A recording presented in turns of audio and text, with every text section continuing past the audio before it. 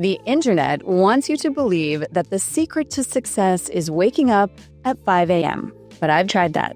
It didn't work. What did work? A completely different approach based on neuroscience, identity, and energy. And in this video, I will walk you through the exact 7-day process that I use to actually become a morning person without hating my life in the process. No ice baths, no motivational playlists at 4:59 a.m., just science and sanity.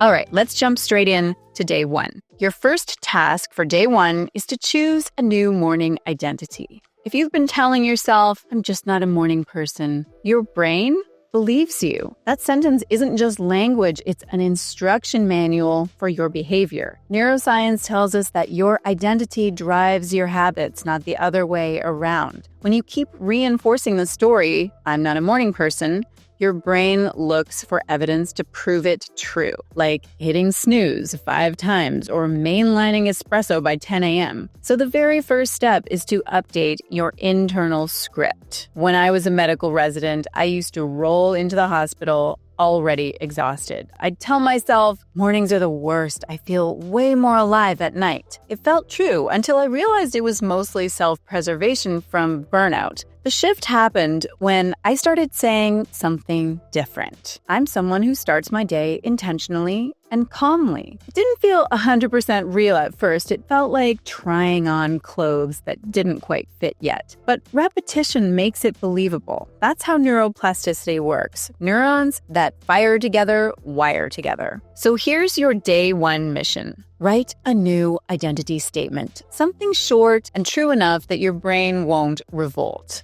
Like, I'm someone who begins my day with purpose. Or, I wake up feeling grounded and in control. Not, I'm an unstoppable sunrise goddess who thrives on kale smoothies. Save that one for week 3. Then, and this is key, attach that identity to one simple, pleasant morning ritual. Maybe it's your first cup of coffee. Maybe it's 10 quiet minutes on the porch before anyone else is awake. That's your anchor. Because here's the secret. The goal isn't to wake up early. It's to wake up as someone different. And day 1 is when that transformation quietly begins. Okay, day 2. This is where most people blow it. They decide, tomorrow, I'm becoming a morning person. Set the alarm for 5 a.m. and wake up feeling like they have been hit by a small truck. It's not that you lack discipline, it's that your circadian rhythm, your body's internal clock, doesn't do shock therapy. It adjusts in small, predictable increments, about 15 to 30 minutes at a time. So instead of jumping from midnight to 5 a.m. overnight, we're going to train your rhythm like a muscle. Think of it like traveling across time zones. If you were flying from Vancouver to London, you wouldn't expect to land fresh and chipper after a 1-day turnaround. Same thing here. You're basically flying across your own biological time zones. Studies from the University of Surrey show that gradually advancing your sleep-wake cycle, for example, by about 30 to 60 minutes per day, can shift your internal clock significantly in just a few days. And that will help you to avoid that awful jet lag feeling people get when they try to wake up much earlier all at once. So here's how to do it. Number 1, for the next 2 days, move your bedtime 15 minutes earlier. Number 2, set your wake-up time 15 minutes earlier too. Number 3, keep that wake-up time consistent. Yes, even on weekends. If you normally go to bed at midnight and wake at 8, start with 11:45 and 7:45. That's it. Tiny shifts, big payoff. When I first tried the 5 a.m. club thing, I went all in, no gradual anything. By day 3, I was a caffeine-dependent zombie writing angry notes to my future self. Once I slowed it down, though, 15-minute increments, steady light in the morning, it actually started to work. My brain stopped panicking and I stopped resenting mornings. So, day 2 is simple. Shift a little, hold it steady, and let your body catch up to your intentions. Now, if you're already thinking ahead, like, okay, once I'm waking up earlier, what should I actually do with that time? I've got you. There's a free guide that I made called The Ultimate Morning Routine Menu, and I will link it below in the description. Now, let's talk about light, because day 3 is where biology starts to do the heavy lifting. By day 3, your brain is getting the memo.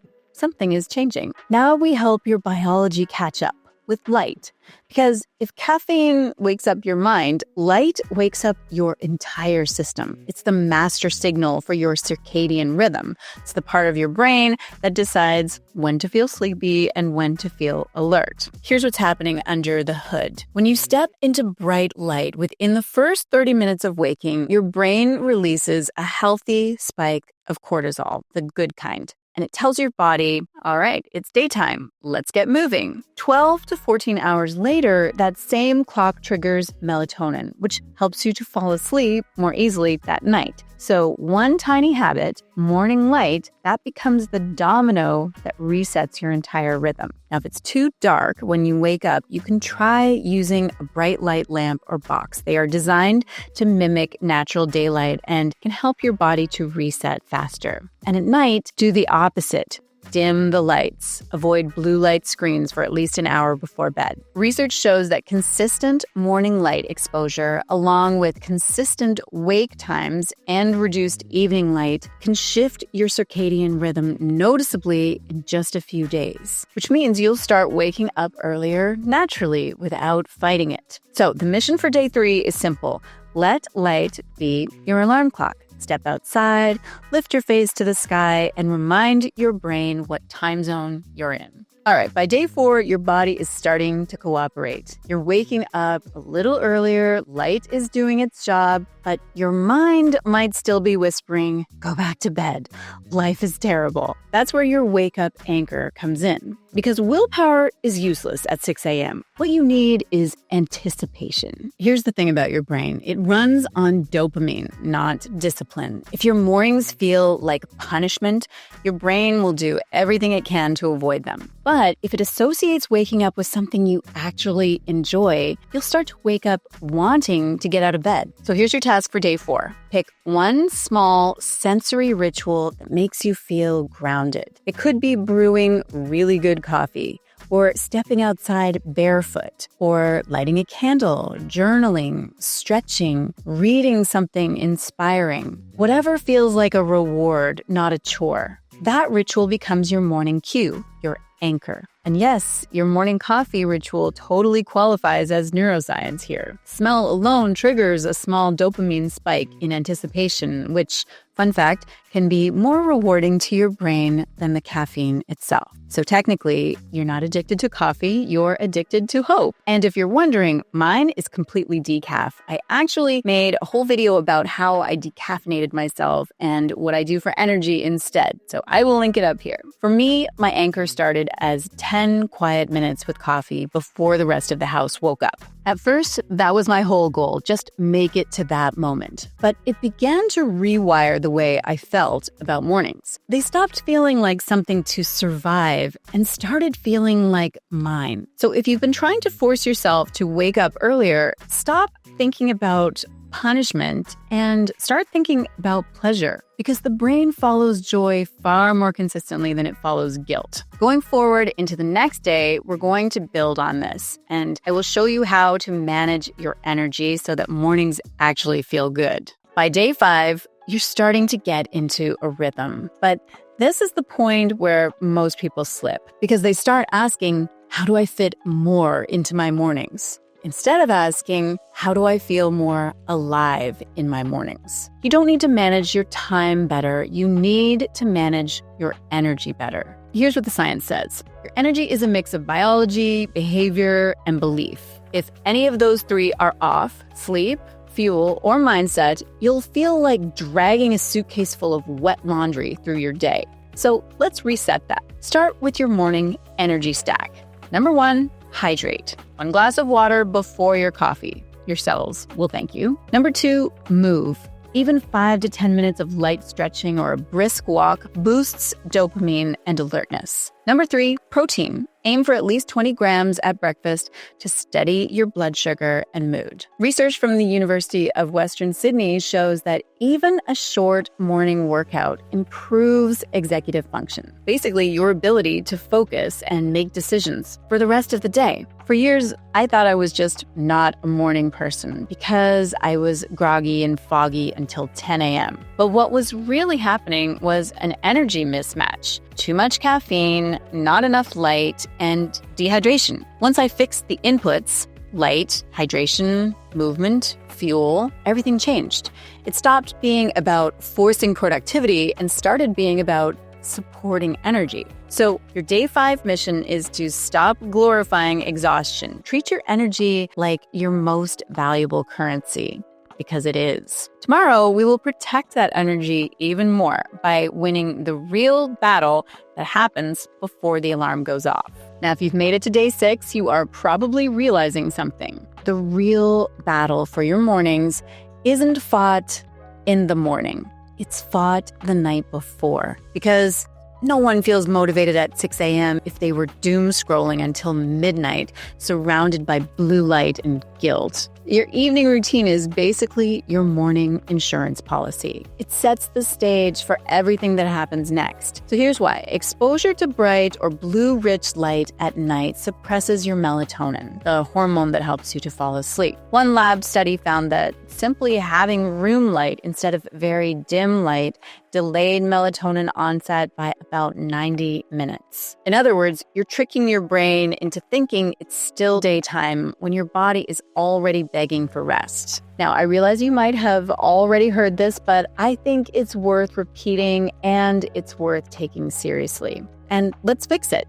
So here's your day 6 mission. Create a digital sunset. 1 hour before bed, dim the lights, turn off screens, and choose a calming cue instead. Something that signals we're powering down. That could be reading, stretching, journaling, or even a hot shower.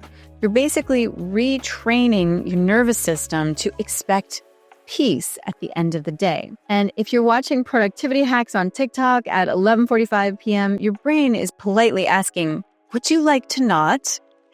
It's not just about sleep. It's about sending your subconscious the message that you're in control. For me, this was the hardest part. I used to think that I deserved my late night Netflix unwind after long days, but it was stealing my mornings and honestly, my peace. Now my evenings look completely different. Dim lights, herbal tea, my phone on airplane mode, and a 5-minute journal to clear my mind before bed. It's not glamorous, but it's transformative. So don't underestimate the power of your evenings. When you protect your nights, you create your mornings. And tomorrow, day 7, we're going to lock it all in so that it becomes automatic. By day 7, something subtle starts to happen. You don't have to drag yourself out of bed anymore. You just do.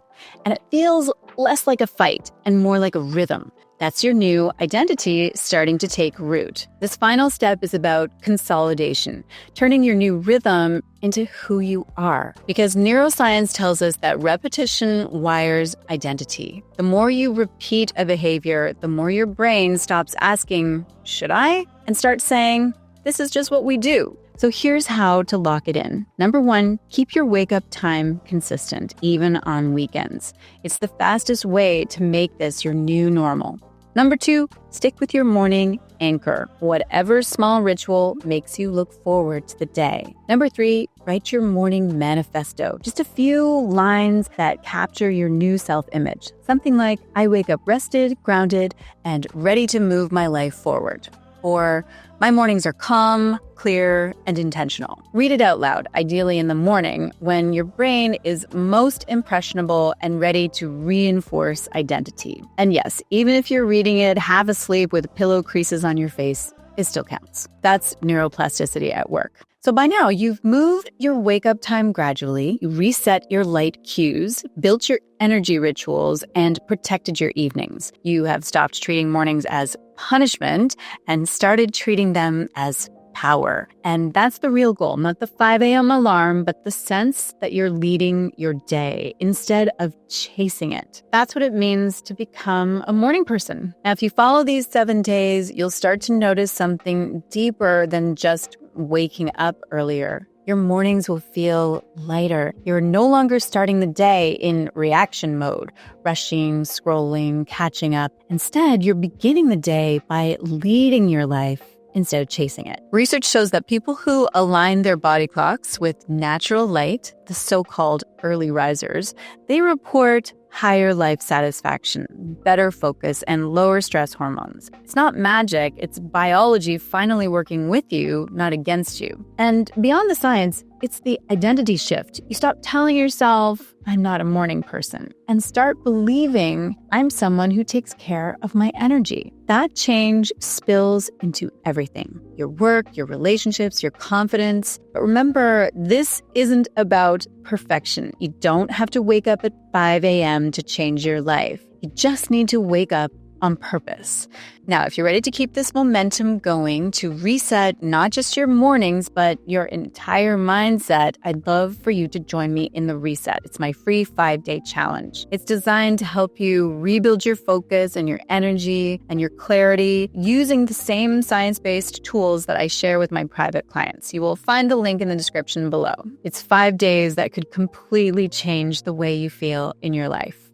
Now that you have become a morning person, the next step is figuring out what to do with those mornings. So when you're ready, watch the video that I am queuing up for you next on the next screen. It's called Change Your Life by Changing Your Morning Routine. I'll show you 4 simple steps to design a morning that energizes you without needing a 5 a.m. wake up or a 2-hour ritual. It's the perfect next step after this one, and you will find it linked on the next screen. And I will see you there. Almost recorded this one without sound, but I caught it at the last second. That would have been not great. I'm an unstoppable sunrise goddess who thrives. Oh, I messed it up. That's too bad. Okay, almost there. Okay, good. We're good.